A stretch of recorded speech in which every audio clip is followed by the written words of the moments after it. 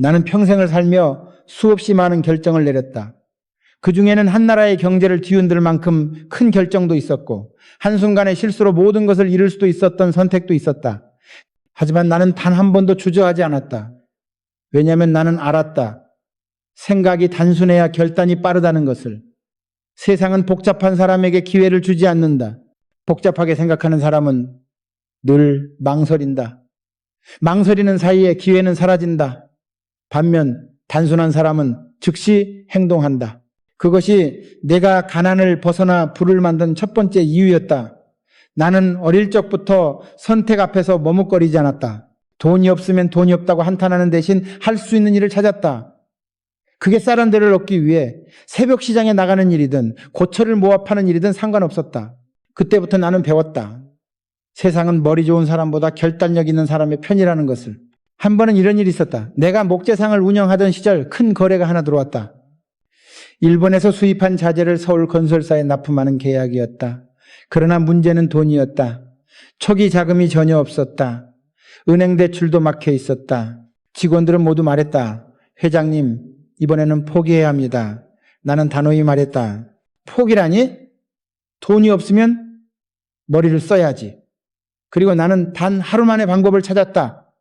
거래처에 가서 직접 말했다. 돈은 다음 주에 드리겠습니다. 지금은 믿고 물건을 주세요. 내가 약속을 어기면 내 가게를 넘기겠습니다. 상대는 놀랐지만 내 눈빛을 보고 고개를 끄덕였다. 그 단순한 한마디가 10년의 기회를 열었다. 생각이 복잡했다면 나는 그날을 넘기지 못했을 것이다. 단순하게 결정하고 빠르게 움직였기에 길이 열렸다. 사람들은 흔히 묻는다. 회장님, 그렇게 많은 결정을 내리면서 어떻게 그렇게 실수를 두려워하지 않으셨습니까? 나는 늘 이렇게 대답했다. 복잡하게 생각할수록 실수한다. 단순한 사람만이 실수를 이긴다. 결단은 완벽해서 나오는 게 아니다. 단순한 믿음에서 나온다. 지금 해야 한다는 신호가 오면 바로 움직여야 한다. 완벽한 준비를 기다리는 사람은 평생 준비만 하다 끝난다. 나는 사업 초기에 늘 불안했다. 자금도 부족했고 기술도 없었다. 그러나 나는 매번 단순하게 결론을 내렸다. 일단 하자. 해보면 알게 된다. 이 단순한 한마디가 내 인생을 바꾸었다. 나는 젊은 시절 한겨울에 공사 현장을 돌며 직접 콘크리트를 섞었다. 손이 얼어붙어 피가 나도 멈추지 않았다. 그때 주변에서 이런 말을 들었다. 회장님, 지금 이런 날씨에 일을 해봤자 효율이 떨어집니다. 내일 하시죠. 나는 고개를 저었다. 오늘 하지 않으면 내일도 못한다. 지금 해야 한다. 그 단순한 결단 하나로 우리는 공기를 맞췄고 신뢰를 얻었다. 그 신뢰가 다음 계약으로 이어졌다. 그때 나는 확실히 깨달았다. 결단이 빠른 사람은 운도 자기 손으로 만든다. 내가 말하는 단순함은 무모함이 아니다. 그것은 불필요한 고민을 덜어내는 용기다. 사람들은 늘 더 많은 정보를 원한다. 그러나 세상에는 100% 확실한 정보 따위는 없다. 결국 결정을 내리는 것은 당신의 용기다. 나는 늘 직원들에게 말했다. 결정이 늦는 것은 실패보다 더 큰 죄다. 기회는 기다려주지 않는다. 현대가 성장하던 시절 우리는 하루가 급박했다. 조선소 건설, 자동차 공장 설립, 해외 계약 등 수백 가지 일이 동시에 일어났다. 그런데도 나는 모든 회의에서 단 한 가지 원칙을 세웠다. 오늘 결론을 내리고 내일 실행하라. 회의만 하고 행동하지 않으면 그것은 시간 낭비였다. 어느 날 중동에서 큰 프로젝트 제안을 받았다. 아부다비 사막 한가운데 정유시설을 짓는 일이었다. 외국인들은 말했다. 이건 한국 기업이 감당할 일이 아닙니다. 내 주변 임원들도 불안해했다. 회장님, 너무 위험합니다. 기술도 자금도 부족합니다. 나는 단 한마디로 정리했다. 그래서 남이 안 하는 거다. 우리가 해야 한다. 그 한마디에 모두가 침묵했다. 그 결단으로 우리는 현대건설을 세계에 알렸다. 생각이 복잡했다면 절대 시도하지 못했을 일이다. 나는 그때 확실히 알았다. 단순하게 믿는 자만이 불가능을 넘는다. 나는 자주 말했다. 복잡하게 생각하면 반드시 두려움이 따라온다. 두려움은 결단의 가장 큰 적이다. 가난한 사람은 머릿속에 만약을 너무 많이 품고 산다. 만약 실패하면 어쩌지? 만약 손해보면 어떡하지? 그러나 부자는 묻지 않는다. 언제 시작할까? 그 차이가 인생의 결과를 갈라놓는다. 나에게는 만약이라는 단어가 없었다. 대신 지금이라는 단어만 있었다.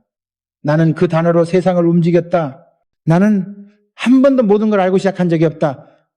모르는 상태에서 시작했고 부딪히며 배웠다. 그게 단순한 결단이다. 가난한 사람은 늘 완벽한 타이밍을 기다리지만 그런 건 없다.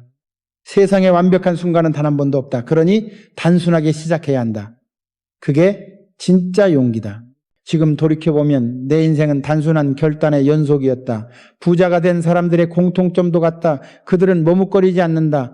잘못되면 고치면 된다. 중요한 것은 속도다. 세상은 준비된 자에게 기회를 주는 게 아니라 움직이는 자에게 기회를 준다. 나는 늘 이 말을 믿었다. 생각이 길면 행동이 늦고 행동이 늦으면 기회는 사라진다. 나는 지금 여러분에게 묻고 싶다. 당신은 오늘 어떤 결정을 미루고 있는가?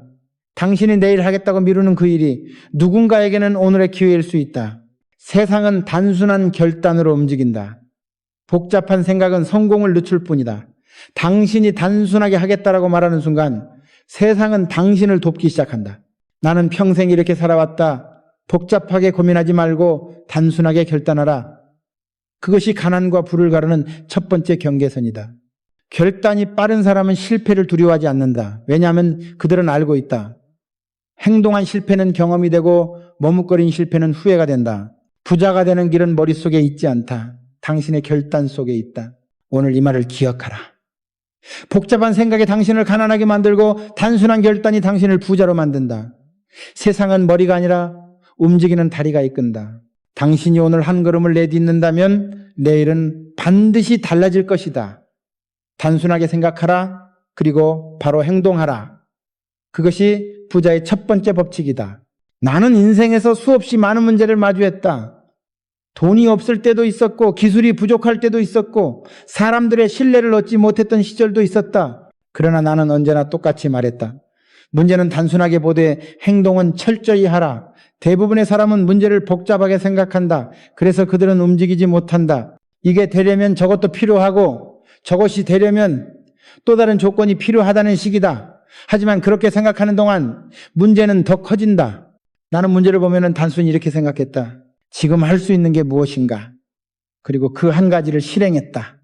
그것이 나를 위기에서 구한 힘이었다. 1970년대 초 나는 자동차 회사를 세우기로 결심했다. 그 당시 사람들은 모두 말렸다. 회장님, 자동차는 국가가 나서도 실패하는 일입니다. 일본도 수십 년 걸렸습니다. 한국이 무슨 수로 합니까? 그 말이 끝나기도 전에 나는 말했다. 그러니까 우리가 해야지. 사람들은 웃었다. 하지만 나는 웃지 않았다. 문제를 복잡하게 보면 불가능이지만 단순하게 보면 해볼만 하다. 나는 자동차를 만들겠다는 단순한 목표를 세웠고 그 다음에는 해야 할 일 하나만을 생각했다. 공장을 지어라. 기술도 없고 엔진도 없었다. 그러나 나는 말했다. 엔진은 사면 된다. 기술은 배우면 된다. 중요한 건 우리가 시작하는 것이다. 그 단순한 발상으로 현대자동차가 세워졌다. 나는 항상 문제를 단순하게 쪼개서 보았다. 예를 들어 돈이 부족할 때는 돈이 없다가 아니라 얼마가 부족한가부터 계산했다. 그 다음엔 누가 도와줄 수 있는가, 내가 줄 수 있는 건 무엇인가를 생각했다. 이건 복잡한 회의가 아니라 계산기 하나로 끝나는 일이다. 그때부터 문제는 작아지고 해결책은 눈에 보였다. 반대로 복잡하게 생각하면 문제는 산처럼 커진다. 부자가 되려면 사고를 단순하게 만들어야 한다. 문제를 작게 보면 해결할 수 있고 크게 보면 도망치게 된다. 내가 조선소를 지을 때도 마찬가지였다. 사람들은 모두 고개를 저었다. 회장님, 이건 나라가 망할 수도 있는 도박입니다. 기술도 없고 경험도 없습니다. 그 말은 맞았다. 그러나 나는 단 한 문장으로 정리했다. 배를 만들면 되잖아요. 이 한 문장 속에 모든 게 있었다. 나는 복잡한 해석을 원하지 않았다. 우리는 배를 만들 줄 몰랐다. 그렇다면 배를 만드는 법을 배우면 된다. 기술자를 데려오고 도면을 연구하고 땅을 닦으면 된다. 그것이 내가 아는 단순한 행동이었다. 그렇게 시작한 울산의 조선소가 훗날 세계 1위가 되었다. 세상은 복잡하게 분석한 사람들의 것이 아니라 단순하게 행동한 사람들의 것이다. 사람들은 자주 이렇게 말한다. 회장님, 저는 생각이 많습니다. 그래서 결정을 못 내리겠습니다. 나는 그럴 때마다 이렇게 대답했다. 생각이 많으면 움직일 수 없다. 생각은 단순해야 몸이 움직인다. 부자가 되려면 생각을 줄여야 한다. 내가 늘 직원들에게 강조한 말이 있다. 할 수 있을까? 라는 질문 대신 해보자라고 말하라. 그 한 글자 차이가 결과를 바꾼다. 세상은 생각보다 단순하다. 성공하는 사람은 생각이 단순하고 실패하는 사람은 생각이 복잡하다. 내가 젊었을 때 한 공사 현장에서 일하던 시절이었다. 다리 하나를 세우는 공사였는데 설계 도면에 문제가 생겼다. 기술자들은 머리를 싸맸다. 도면을 다시 받아야 합니다. 최소 2주가 걸립니다. 나는 그 말을 듣자마자 말했다. 도면이 없다고 손이 없는가 눈이 없는가. 현장에서 눈으로 보고 판단하라. 그때 모두가 놀랐다. 하지만 나는 믿었다. 눈으로 보고 판단하면 답이 나온다. 실제로 우리는 그렇게 해냈다. 도면이 오기도 전에 기초공사는 완성됐다. 나중에 일본의 기술자들이 현장을 보고 고개를 저었다. 이런 방법은 상식 밖입니다. 나는 웃으며 말했다. 상식으로는 기적을 만들 수 없습니다. 그것이 바로 단순한 행동의 결과였다. 문제를 복잡하게 보면 사람은 겁을 먹는다. 이건 너무 커서 감당 못해.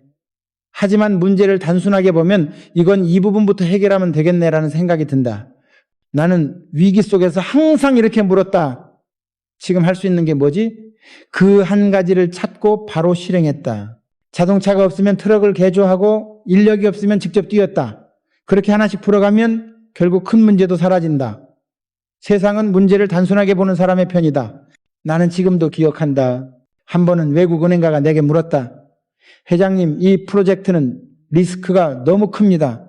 손해를 보면 누가 책임집니까? 나는 그에게 단호히 말했다. 내가 책임진다. 그게 복잡한가? 그는 아무 말도 못했다. 부자는 책임을 단순하게 진다. 가난한 사람은 책임을 복잡하게 나눈다. 그래서 일이 안 된다. 책임을 단순하게 질 줄 아는 사람만이 결단할 수 있다. 나는 내 인생을 돌이켜보면 복잡하게 해결한 일은 단 한 번도 없었다. 단순하게 시작한 일만이 끝까지 살아남았다. 사람들은 기술, 자금, 인맥을 복잡하게 엮어서 성공하려 하지만 그것은 오래가지 않는다. 진짜 부자는 단순한 원칙으로 산다.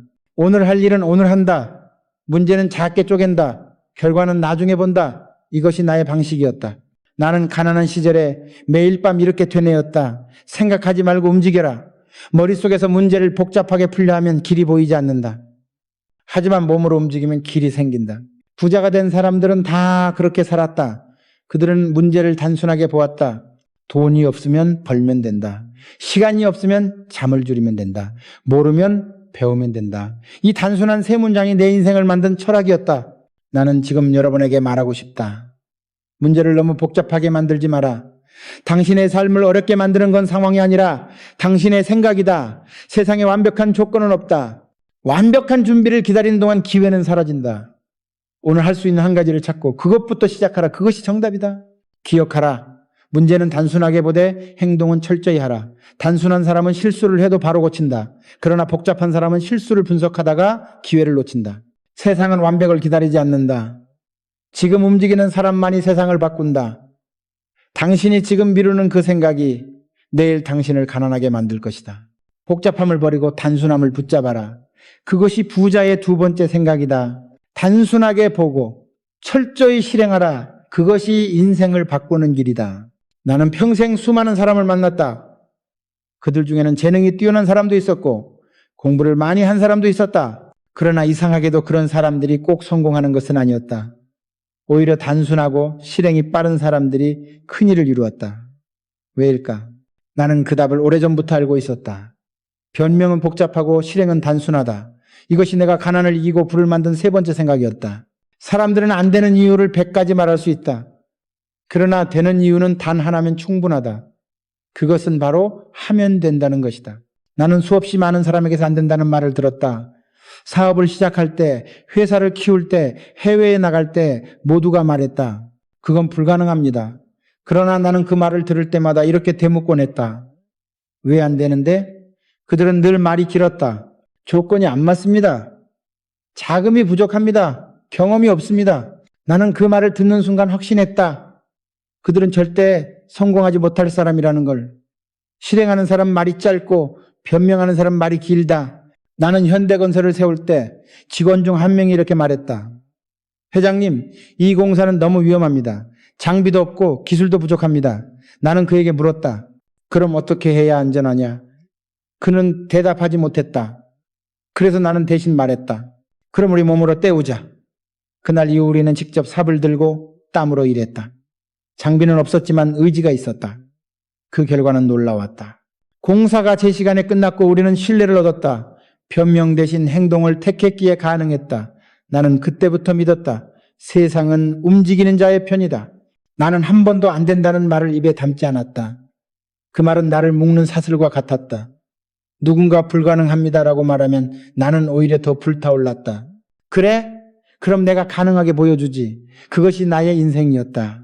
가난한 사람은 안 되는 이유를 찾고 부자는 되는 방법을 찾는다. 그 차이가 곧 운명을 가른다. 나는 단순하게 믿었다. 불가능은 아직 해보지 않았다는 뜻이다. 한 번은 중동에서 거대한 교량 공사를 수주할 기회가 왔다. 외국 기업들과 경쟁해야 했고 그들에 비해 우리는 기술도 장비도 부족했다. 직원들은 걱정했다. 회장님, 이건 무리입니다. 나는 그 말을 끊으며 말했다. 무리가 아니라 도전이지. 그 한마디로 모든 분위기가 바뀌었다. 우리는 밤낮으로 도면을 그리고 현장을 돌았다. 결과는 우리가 따냈다.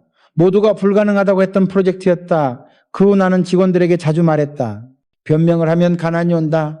행동을 하면 기회가 온다. 세상은 복잡하게 변명하는 사람을 좋아하지 않는다. 아무리 말이 맞아도 결과를 내지 못하면 소용없다. 내가 젊었을 때 한 건설업자가 내게 이렇게 말했다. 정 사장, 당신은 너무 무모합니다. 계산도 없이 일을 벌이다니. 나는 웃으며 대답했다. 계산은 일하면서 하면 된다. 그는 이해하지 못했다. 그러나 몇 년 후 그는 내게 와서 말했다. 당신이 맞았소. 나는 너무 계산하다가 시기를 놓쳤어. 나는 그때 확신했다. 복잡하게 계산하는 사람은 결국 시간을 잃는다. 행동하는 사람은 시행착오를 겪지만 결국 길을 찾는다. 나는 늘 단순하게 생각했다. 안 되는 이유를 찾기 전에 할 수 있는 일을 하자. 세상에는 완벽한 조건이 없다. 가난한 사람은 환경이 나빠서 운이 없어서라고 말하지만 부자는 그 속에서도 움직인다. 나 역시 가난한 시절엔 아무것도 없었다. 하지만 손은 있었다. 그래서 일했다.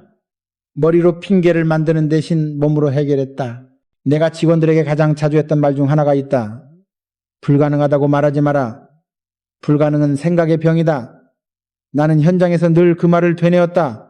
콘크리트가 갈라져도 비가 쏟아져도 돈이 없어도 나는 멈추지 않았다. 문제를 해결하려면 복잡한 이론이 아니라 단순한 실행이 필요했다. 먼저 해보자. 그게 나의 방식이었다. 나는 지금도 그때의 한 장면을 잊지 못한다. 한 젊은 엔지니어가 내게 와서 말했다. 회장님, 이 설계는 안전 기준에 맞지 않습니다. 나는 그의 손에서 도면을 받아 한참 보다가 조용히 말했다. 그럼 맞게 고치면 되잖나. 그는 순간 말을 잃었다. 그 한마디가 모든 걸 해결했다. 복잡하게 따지면 아무것도 못한다. 단순하게 바꾸면 길이 열린다. 나는 인생을 이렇게 요약한다. 변명은 가난의 언어고 실행은 부의 언어다. 변명은 머리에서 나오고 실행은 가슴에서 나온다. 머리로 사는 사람은 늘 불안하고 가슴으로 사는 사람은 끝까지 간다. 나는 가난했던 시절부터 그걸 믿었다. 나는 할 수 있다. 그것은 단순했지만 가장 강력한 주문이었다. 내가 40대에 접어들 무렵 사업이 크게 흔들린 적이 있다. 석유 파동으로 모든 건설 프로젝트가 멈췄다. 그때 사람들은 나에게 말했다. 이제 끝입니다. 그러나 나는 이렇게 말했다. 끝은 내가 정한다. 그리고 새벽마다 사무실 불을 켰다. 아무도 없던 책상 위에서 혼자 서류를 뒤지고 자금 흐름을 계산했다. 나중에 직원들이 물었다. 회장님, 그때 왜 포기하지 않으셨습니까? 나는 웃으며 말했다. 포기하기엔 아직 해야 할 일이 많았다. 그것이 내가 살아남은 이유였다. 나는 여러분에게 묻고 싶다. 지금 당신은 어떤 변명을 하고 있는가? 시간이 없다고, 돈이 없다고, 기회가 없다고. 그런 말은 수십 년 동안 내가 들어온 말이다. 그러나 나는 그 말이 틀렸다는 것을 내 인생으로 증명했다. 기회는 돈이 있는 사람에게 오는 게 아니라 핑계를 버린 사람에게 온다. 오늘 변명을 멈추고 단 한 걸음이라도 움직여라. 그 순간부터 인생은 달라진다. 기억하라. 부자는 머릿속에서 이론을 만들지 않는다. 그들은 몸으로 결과를 만든다. 복잡한 사람은 항상 이유를 찾고 단순한 사람은 길을 찾는다. 그리고 세상은 길을 찾는 사람에게 불을 준다. 당신이 오늘 핑계를 버리고 단 한 걸음이라도 내딛는다면 당신은 이미 가난에서 벗어나는 길 위에 서 있다. 변명은 복잡하고 실행은 단순하다. 나는 이 말을 내 인생의 법칙으로 삼았다. 그리고 그것이 나를 여기까지 이끌었다. 이제 여러분의 차례다. 머릿속에 변명을 지우고 몸으로 답을 써라. 세상은 생각보다 단순하다. 움직이면 된다. 그것이 부자의 세 번째 생각이며 성공의 시작이다. 나는 젊은 시절부터 돈을 좋아했다. 그러나 내가 좋아한 것은 돈 그 자체가 아니라 돈이 만들어내는 결과였다. 그래서 나는 항상 이렇게 말했다. 돈은 숫자가 아니라 결과다. 사람들은 돈을 목표로 삼지만 나는 돈을 도구로 삼았다. 돈을 쫓는 사람은 늘 불안하다. 돈이 없으면 초조하고 돈이 많아도 더 가지려 한다. 그러나 돈을 결과로 보는 사람은 흔들리지 않는다. 그들은 일을 하고 신뢰를 쌓고 가치를 만든다. 그리고 그 끝에 돈이 따라온다. 나는 평생 이 단순한 원리를 믿고 살았다. 내가 처음 사업을 시작했을 때 자본이 거의 없었다. 목재상을 하며 하루하루 버티던 시절 나는 거래처의 물건을 외상으로 받아와 팔았다. 어느 날 거래처 사장이 나를 불러 말했다. 정 사장, 이제 현금 거래만 하겠소. 외상은 안 됩니다. 그 말을 듣는 순간 내 머릿속이 복잡해졌다. 하지만 나는 곧 단순하게 생각했다. 신뢰를 만들면 된다. 그날부터 나는 매일 거래처 사장을 찾아가 안부를 묻고 약속한 대로 정확히 돈을 갚았다. 한 달 후 그는 나에게 말했다. 정 사장, 당신은 믿을 만하오. 다시 외상으로 드리겠소. 그 신뢰가 내 사업을 키웠다. 돈이 아닌 신뢰를 쫓았기에 돈이 생긴 것이다. 나는 한 번도 돈을 벌겠다라는 말을 입에 담지 않았다. 대신 일을 잘하자, 약속을 지키자라고 말했다. 돈은 결과로 따라온다. 내가 현대를 세울 때도 그랬다. 우리는 늘 돈이 부족했다. 조선소를 지을 때는 자금난으로 모든 은행이 등을 돌렸다. 하지만 나는 포기하지 않았다. 나는 영국의 한 은행가를 찾아갔다. 그는 나를 보며 이렇게 말했다. 한국은 아직 조선을 할 능력이 없습니다. 우리는 투자할 수 없습니다. 나는 조용히 말했다. 그럼 내가 보여드리겠습니다.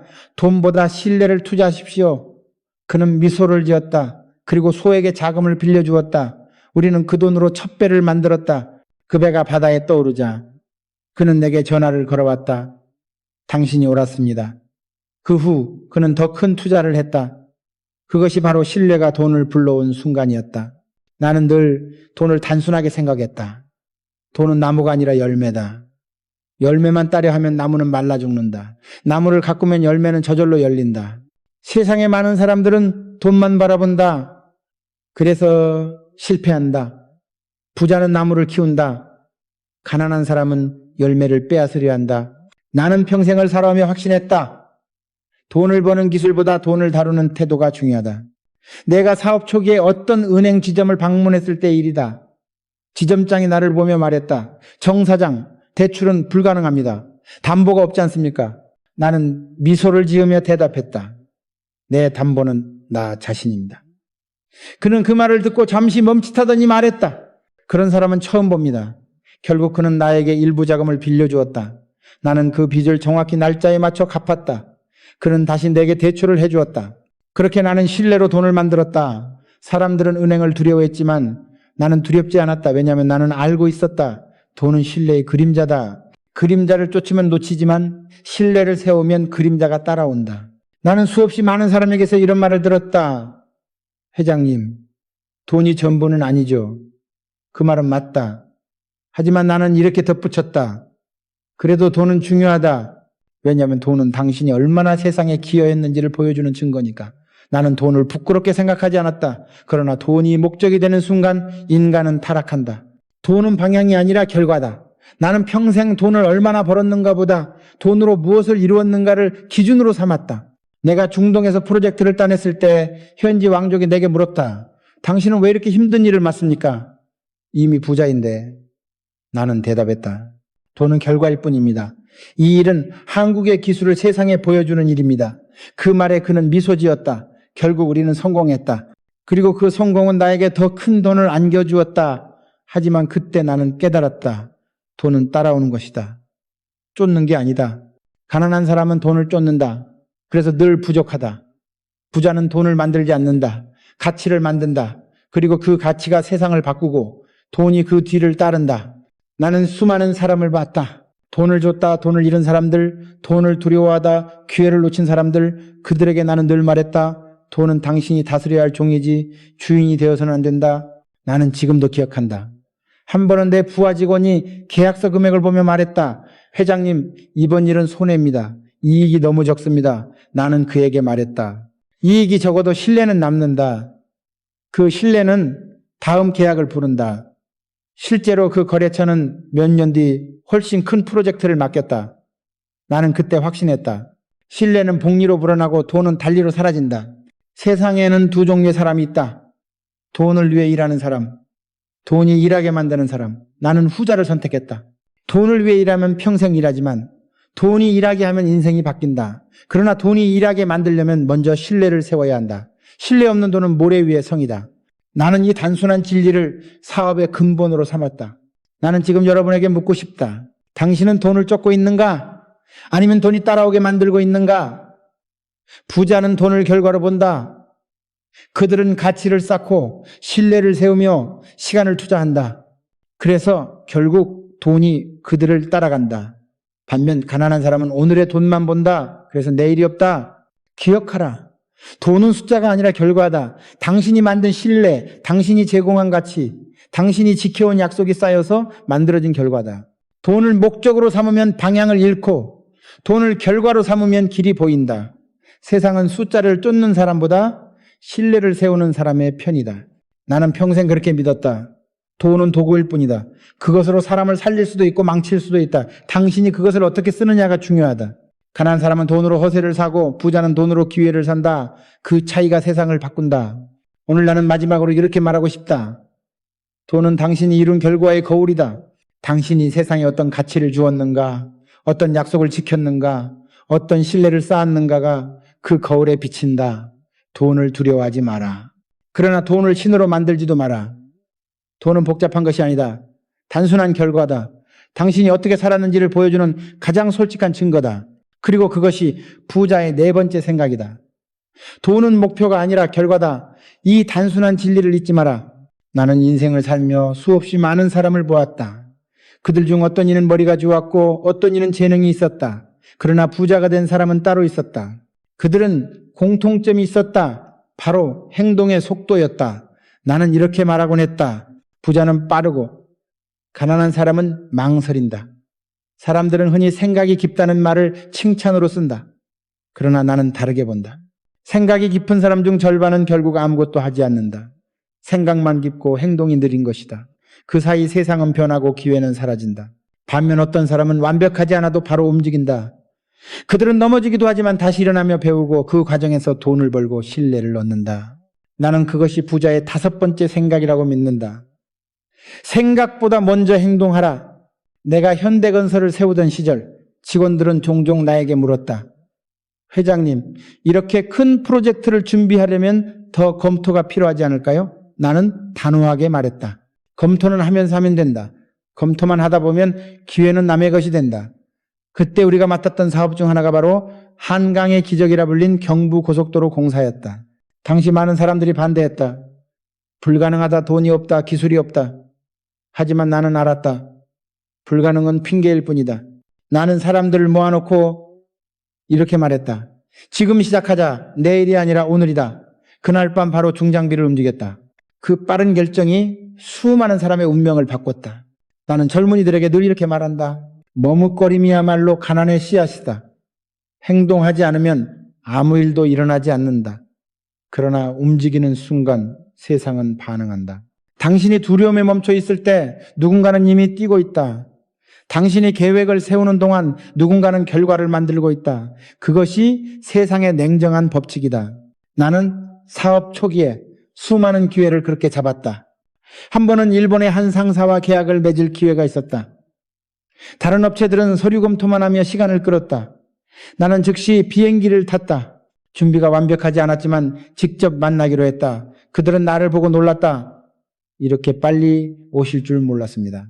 나는 말했다. 사업은 머리로 하는 게 아니라 발로 하는 겁니다. 그날 우리는 계약을 성사시켰다. 나중에 그 회사 임원이 내게 이런 말을 했다. 정 회장, 우리는 당신의 신속한 결단에서 신뢰를 느꼈습니다. 나는 그때 확신했다. 빠른 행동은 최고의 설득이다. 나는 실패를 두려워하지 않았다. 사실 나는 누구보다 많은 실패를 했다. 그러나 나는 절대 멈추지 않았다. 실패를 분석하는 사람은 많지만 실패 후에 다시 움직이는 사람은 적다. 나는 그 적은 불이었다. 행동이란 완벽을 기다리지 않는다. 불완전한 결단이라도 실천하면 그 속에서 길이 생긴다. 많은 사람들은 행동보다 핑계를 먼저 만든다. 아직 때가 아니다. 조건이 안 된다. 준비가 부족하다. 하지만 나는 그 모든 말을 들을 때마다 이렇게 대답했다. 지금이 아니면 언제 하겠는가? 어느 날 나는 공사 현장을 돌다가 젊은 직원 한 명이 서류를 붙잡고 고민하는 모습을 보았다. 무슨 일이냐라고 묻자 그는 말했다. 회장님, 이 부분이 완벽하지 않습니다. 좀 더 수정해야 합니다. 나는 그에게 말했다. 너는 완벽을 기다리다가 기회를 놓치고 있다. 완벽은 나중에 만들면 된다. 중요한 건 지금 당장 한 걸음 내딛는 거야. 그는 내 말을 듣고 움직였다. 그리고 그 일이 결국 우리에게 새로운 거래처를 안겨주었다. 그때 나는 더욱 확신했다. 행동은 완벽보다 값지다. 부자들은 생각보다 빠르게 움직인다. 그들은 판단이 빠르다. 그러나 그것은 충동이 아니다. 그들은 위험을 감수하는 용기를 가지고 있다. 나는 늘 말했다. 용기 없는 신중함은 겁이다.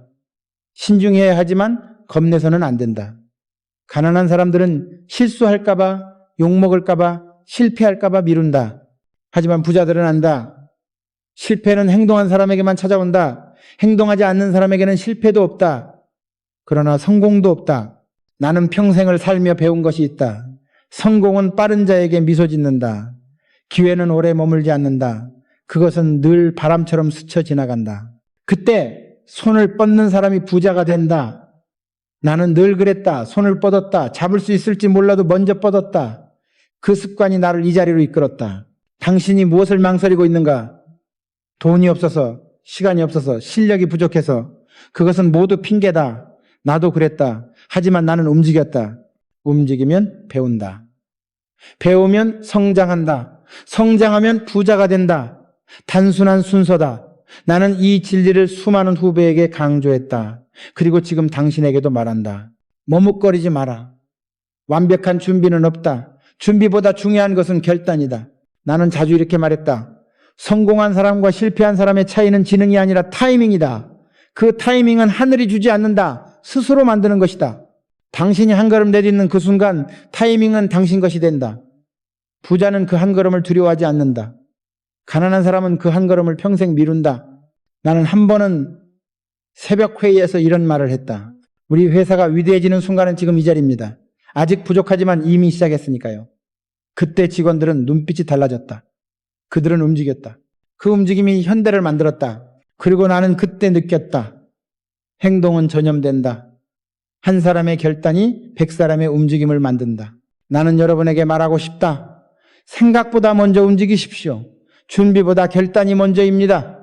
오늘 당신이 미루는 일은 내일 다른 누군가가 가져갑니다. 머뭇거림은 성공의 적입니다. 완벽을 기다리는 동안 세상은 이미 바뀝니다. 기억하십시오. 부자는 빠르고 가난한 사람은 망설인다.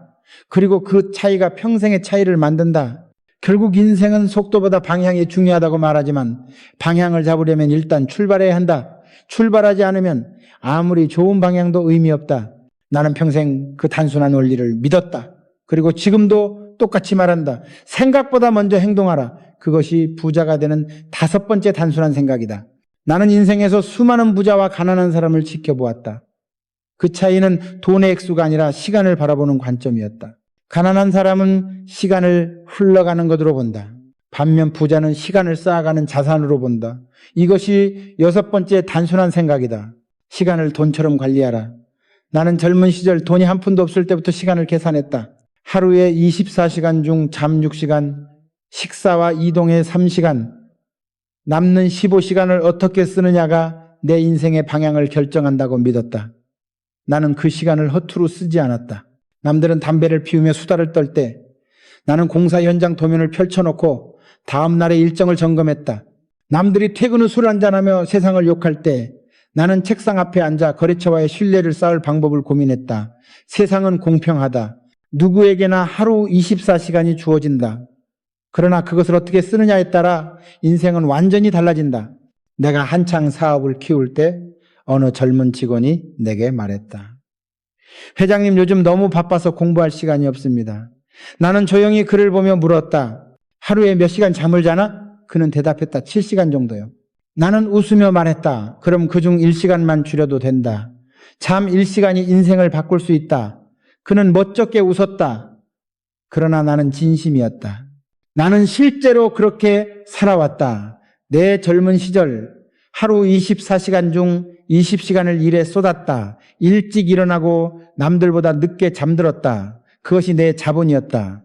세상은 돈이 돈을 벌게 하는 곳이기도 하지만 처음에는 시간이 돈을 만든다. 시간을 헛되이 쓰는 사람은 평생 돈에 쫓기며 산다. 가난한 사람은 시간이 남으면 하겠다고 말한다. 하지만 그런 날은 오지 않는다. 부자는 시간을 만든다. 그것이 결정적인 차이다.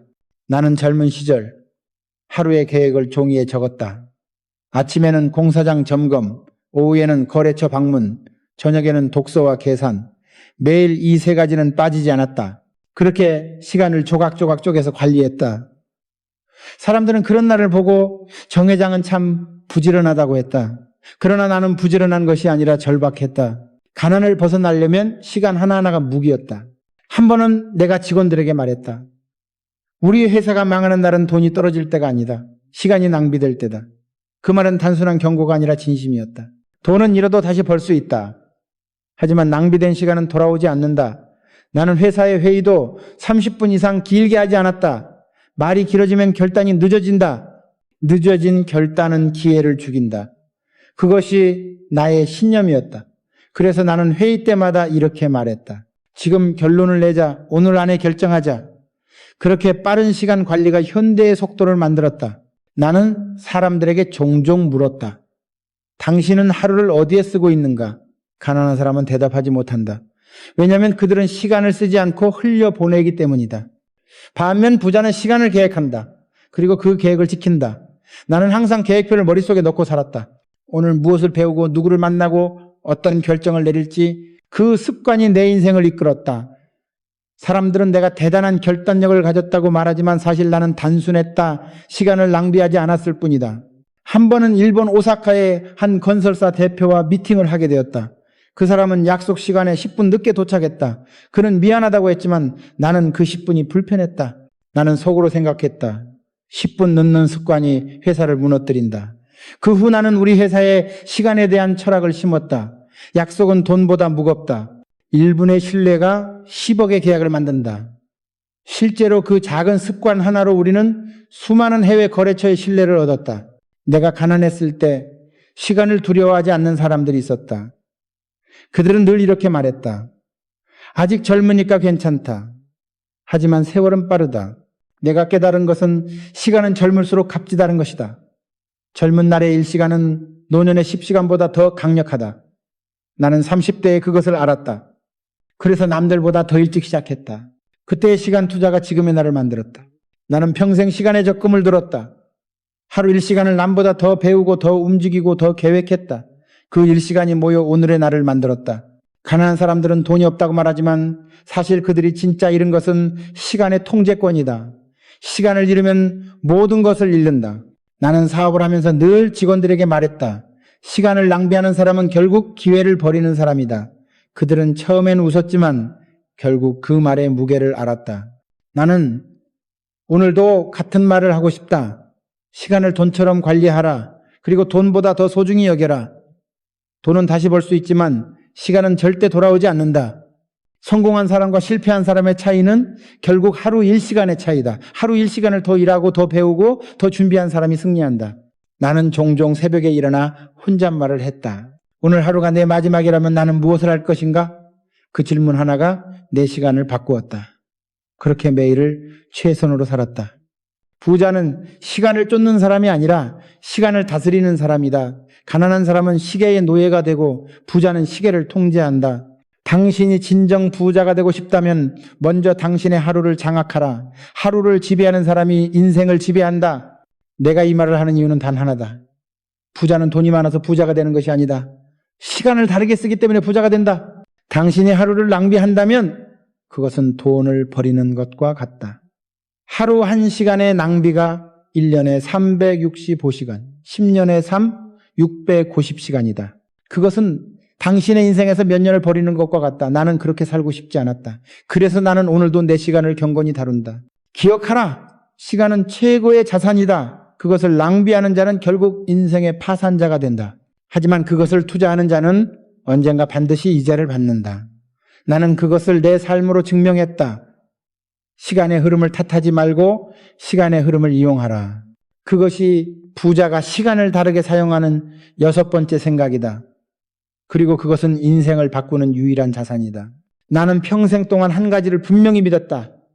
부자는 관계를 쌓고 가난한 사람은 원망을 쌓는다. 이것이 7번째 단순한 생각이다. 사람들은 종종 돈을 벌기 위해 노력하지만 정작 가장 중요한 자산인 신뢰를 쌓는 데는 소홀하다. 나는 사업을 하며 깨달았다. 돈은 거래로 얻지만 신뢰는 인생으로 얻는다. 신뢰를 잃은 사람은 어떤 능력도 소용없다. 가난한 사람일수록 이 단순한 진리를 외면한다. 그들은 누군가의 성공을 보면 질투하고 세상의 불공정을 탓하며 남의 잘못을 들추는 데 시간을 쓴다. 그러나 부자는 그 시간에 신뢰를 쌓는다. 신뢰는 돈보다 강하다. 나는 인생에서 이 원칙을 단 한 번도 놓치지 않았다. 내가 아직 젊었을 때 한 은행의 대출 담당자를 만난 적이 있다. 당시 나는 공사비가 부족해 자금이 절실했다. 그는 내 서류를 보고는 말했다. 정 사장, 담보가 부족합니다. 대출은 어렵겠네요. 그 말이 나를 벼랑 끝으로 몰았다. 그러나 나는 포기하지 않았다. 나는 그의 눈을 똑바로 보며 말했다. 나는 당신의 돈이 아니라 당신의 신뢰를 빌리고 싶습니다. 그는 잠시 나를 바라보다가 미소를 지었다. 이런 말을 하는 사람은 처음입니다. 그럼 서류는 내가 다시 검토해보죠. 그리고 며칠 후 나는 그 대출을 받았다. 돈이 아니라 신뢰가 나를 살린 순간이었다. 그때부터 나는 모든 관계를 신뢰의 통장으로 보았다. 한 번의 약속을 지키면 신뢰가 쌓이고 한 번의 거짓말을 하면 신뢰가 빠져나간다. 그 단순한 계산을 모르는 사람이 많다. 가난한 사람일수록 말로 신뢰를 얻으려 하고 부자는 행동으로 신뢰를 쌓는다. 나는 항상 직원들에게 말했다. 약속은 계약서보다 강하다. 내가 그렇게 강조한 이유는 단순하다. 한 번 깨진 신뢰는 어떤 돈으로도 복구되지 않는다. 현대건설이 처음 해외에 진출했을 때 우리는 아랍의 사막에서 첫 공사를 맡았다. 그곳에서 나는 진정한 신뢰의 무게를 배웠다. 현지 감독관이 내게 말했다. 정 사장, 계약서보다 더 중요한 게 뭡니까? 나는 주저하지 않고 대답했다. 약속을 지키는 인간입니다. 그는 웃으며 악수를 청했다. 좋습니다. 그러면 우리도 당신을 믿겠습니다. 그 한마디가 그 후 수천억 규모의 프로젝트로 이어졌다. 신뢰는 눈에 보이지 않지만 모든 문을 연다. 가난한 사람은 종종 이런 말을 한다. 세상은 믿을 놈이 없다. 하지만 나는 그 말이 틀렸다고 생각한다. 세상은 믿을 수 있는 사람을 원한다. 신뢰는 세상을 움직이는 윤활유다. 당신이 아무리 능력이 뛰어나도 신뢰가 없다면 문은 닫힌다. 나는 평생 그 사실을 체험했다. 돈이 부족해도 신뢰가 있으면 기회가 생긴다. 하지만 신뢰를 잃으면 아무리 돈이 많아도 무너진다. 나는 젊은 시절부터 신뢰를 지키기 위해 사소한 일도 소홀히 하지 않았다. 한 번은 겨울철 폭설이 내려 공사장에 가는 길이 막혔다. 그러나 나는 약속한 시간을 지키기 위해 새벽 3시에 눈길을 걸어갔다. 도착했을 때 거래처 사장이 놀라며 말했다. 이 눈길을 뚫고 오셨습니까? 나는 웃으며 대답했다. 약속은 날씨보다 무겁습니다. 그 순간 그는 나를 신뢰했고 그 신뢰는 10년 넘게 이어졌다. 부자와 가난한 사람의 차이는 결국 이 한 줄로 요약된다. 가난한 사람은 신뢰를 요구하고 부자는 신뢰를 제공한다.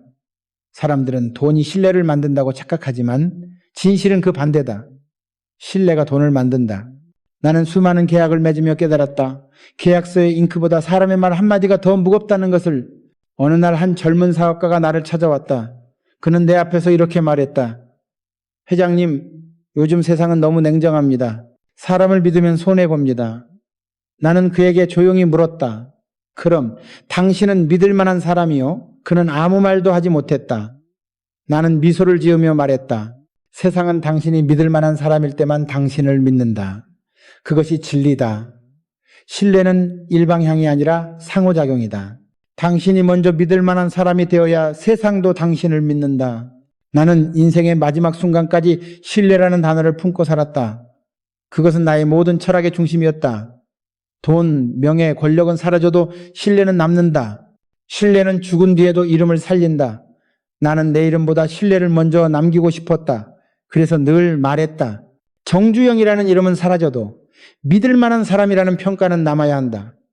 그것이 나의 신념이었다. 가난한 사람일수록 이 단순한 진리를 잊는다. 그들은 세상을 의심하며 살아간다. 저 사람은 나를 이용할 거야. 세상은 불공평해. 그러나 그렇게 의심으로 사는 사람은 결국 자신조차 믿지 못하게 된다. 나는 믿음을 택했다. 믿음은 항상 리스크를 동반하지만 결국 보상으로 돌아온다. 나는 수없이 배신당했지만 한 번의 진심이 모든 배신을 이겼다. 신뢰는 쌓기 어렵지만 무너지는 건 한순간이다. 그래서 나는 늘 사람들에게 말했다. 신뢰를 잃을 일을 만들지 마라. 아무리 작은 일이라도. 한 번은 한 직원이 나에게 보고를 하며 작은 거짓말을 했다. 나는 그날 그를 불렀다. 당신의 거짓말이 나를 화나게 하는 게 아니다. 그 작은 거짓말이 당신의 인생을 망칠까 두렵다. 그는 눈시울을 붉혔다. 그리고 그날 이후 그는 완전히 달라졌다. 신뢰는 사람을 바꾼다. 나는 지금도 확신한다. 부자는 신뢰를 쌓는 사람이고 가난한 사람은 변명으로 신뢰를 무너뜨리는 사람이다. 당신이 신뢰를 쌓으면 돈은 반드시 따라온다. 세상은 신뢰를 향해 열린 문이고 신뢰는 그 문을 여는 열쇠다. 기억하라. 신뢰는 부자의 가장 큰 자산이다. 가난한 사람은 돈을 쫓지만 부자는 신뢰를 쫓는다. 돈은 신뢰의 그림자일 뿐이다. 나는 그 단순한 진리로 평생을 살았다. 그리고 당신에게도 전하고 싶다. 신뢰를 잃지 마라. 그것이 당신의 운명을 바꿀 것이다. 다음으로 나는 마지막 한 가지 부자의 9번째 단순한 생각을 이야기하려 한다. 그것은 인생의 방향을 결정하는 가장 근본적인 힘이다. 그리고 그것을 깨닫는 순간 당신은 진정한 부자의 길로 들어서게 될 것이다. 나는 지금까지 수많은 사람을 만났다. 성공한 사람, 실패한 사람, 부자가 된 사람, 그리고 가난에서 벗어나지 못한 사람. 그들을 오랫동안 지켜보며 내린 마지막 결론은 단 하나였다. 생각의 방향이 인생의 방향을 결정한다. 이것이 9번째 그리고 마지막 단순한 생각이다. 부자는 가능성을 향해 생각하고 가난한 사람은 한계를 향해 생각한다. 같은 상황, 같은 조건에서도 어떤 사람은 길을 만들고 어떤 사람은 핑계를 만든다. 나는 평생 그 차이를 보며 살아왔다. 내가 처음 현대를 세울 때 주변 사람들은 나에게 말했다. 정 사장, 지금은 무리입니다. 나라가 아직 가난하고 외화도 부족합니다. 때가 아닙니다. 하지만 나는 단호하게 대답했다. 때가 오는 것이 아니라 만드는 것이다. 그것이 내 철학이었다. 가난한 사람일수록 때를 기다린다. 그러나 부자는 때를 만든다. 이 단순한 생각 하나가 인생의 궤도를 바꾼다. 나는 항상 먼저 움직였다. 세상에 준비되기를 기다리지 않았다. 내가 세상을 준비시켰다. 그것이 바로 방향의 힘이었다. 사람은 생각하는 방향으로 나아간다. 바람이 부는 대로 흔들리는 갈대처럼 사는 사람은 결코 부자가 될 수 없다. 나는 매 순간 어디로 가야 하는가를 스스로에게 물었다. 돈보다 방향, 속도보다 방향. 세상은 속도가 빠른 사람보다 방향이 정확한 사람에게 기회를 준다. 나는 방향을 잃은 적이 없다. 그것은 언제나 창조였다. 남이 걸어간 길을 따라가는 것이 아니라 아무도 걸어보지 않은 길을 만드는 것. 그게 내 방식이었다. 현대 조선소를 세울 때도 마찬가지였다. 모두가 나를 미쳤다고 했다. 사장은 미친 거 아닙니까? 조선소는 일본이나 할 수 있는 일입니다. 나는 그 말을 듣고 웃었다. 그리고 조용히 말했다. 그들이 만들었다면 우리도 만들 수 있다. 그들이 사람이라면 우리도 사람이다. 그날 밤 나는 잠을 이루지 못했다. 두려움과 흥분이 뒤섞였다. 그러나 내 생각의 방향은 한치도 흔들리지 않았다. 나는 할 수 없다. 대신 어떻게 하면 할 수 있을까를 생각했다. 그리고 그것이 나와 현대를 살렸다. 가난한 사람은 늘 이렇게 말한다. 나는 운이 없어서. 하지만 나는 단호히 말한다. 운이 없는 것이 아니라 방향이 없다. 아무리 빠르게 달려도 잘못된 방향이라면 결국 더 멀어진다. 나는 실패를 할 때마다 방향을 다시 잡았다. 실패를 두려워하지 않은 이유는 단 하나. 방향만 잃지 않으면 언젠가 도착할 수 있다는 확신이 있었기 때문이다. 어느 날 한 젊은 직원이 내게 물었다. 회장님, 왜 항상 앞만 보십니까? 뒤돌아보면 더 많은 걸 배울 수 있잖아요. 나는 그에게 이렇게 답했다. 뒤돌아보면 배울 수는 있다. 그러나 앞으로만 가야 성공할 수 있다. 배움은 과거에서 얻고 방향은 미래로 잡아야 한다. 인생은 운전과 같다. 백미러는 작고 앞유리는 크다. 이유가 있다. 과거는 참고용일 뿐이고 미래는 주행 방향이다. 나는 수없이 실패했고 그만큼 많은 사람을 잃었다. 그러나 한 번도 방향을 바꾸지 않았다. 그 방향은 사람을 이롭게 하는 것이었다. 돈은 수단이지 목적이 아니었다. 돈을 목적으로 삼는 사람은 결국 돈의 노예가 된다.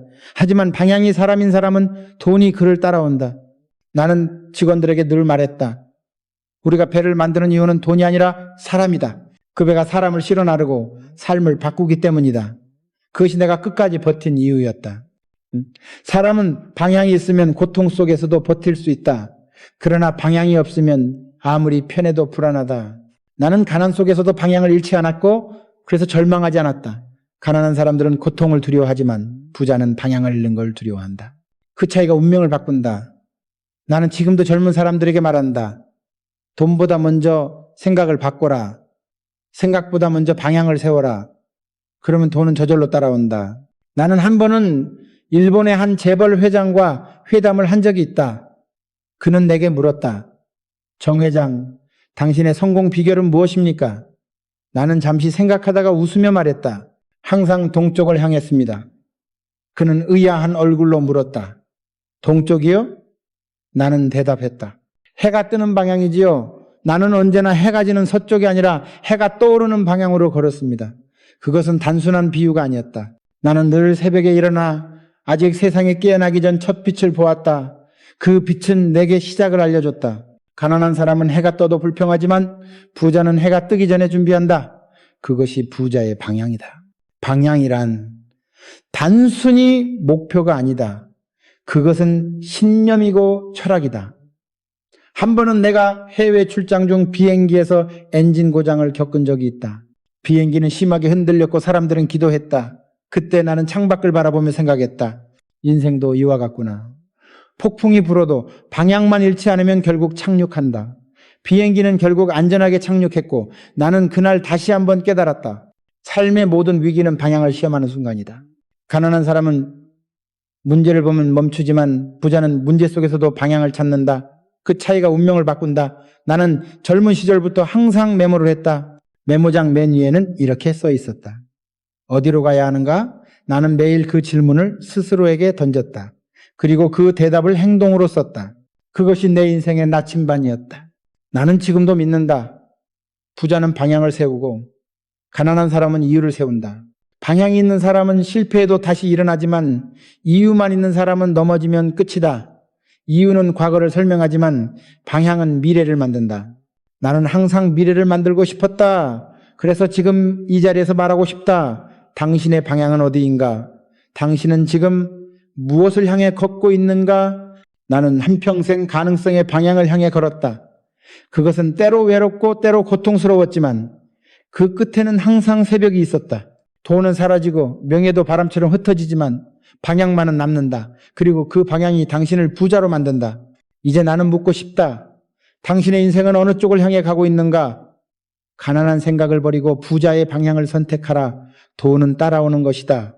하지만 방향은 스스로 세워야 한다. 그것이 내가 평생을 걸쳐 깨달은 마지막 진리다. 생각의 방향이 곧 인생의 방향이다. 당신이 그 방향을 바로 세우는 순간 인생은 완전히 달라질 것이다.